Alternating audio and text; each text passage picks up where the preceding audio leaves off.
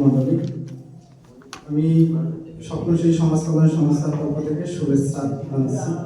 তো আমরা ফুলবাড়ী উপজেলার শিক্ষার মান উন্নয়নের লক্ষ্যে আমরা এবার সংস্থা থেকে প্রকল্পটা হাতে নিয়েছি। সেটা হলো ষষ্ঠ শ্রেণী এবং সপ্তম শ্রেণীর শিক্ষাবৃত্তি, মানে স্বপ্নশ্রী মেধাবৃত্তি। তো সেই লক্ষ্যে এবং সব সম্মানিত শিক্ষক বন্ধুদের সহযোগিতা কামনা করছি। আমরা সকল শিক্ষা প্রতিষ্ঠানে ছাত্রের সাথে কথা বলার সুযোগ হয়নি, যেহেতু সময় সংক্ষিপ্ত, এই কারণে কথা বলার সুযোগ হয়নি। আমি মুর্শেদ স্যারের সাথে কথা বলছিলাম, স্যার বলছিল যে আজকে প্রোগ্রাম আছে, সেখানে এসে কথা বলে ভালো হবে।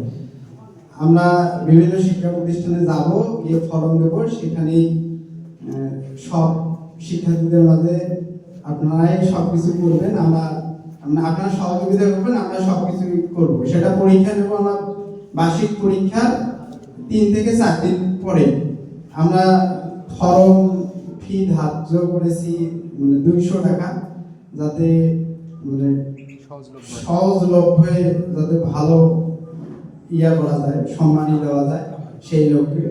তো আপনারা সকলে সহযোগিতা করবেন এবং এই আশাবাদ ব্যক্ত রেখে আমি আমার কথা বলা শেষ করছি।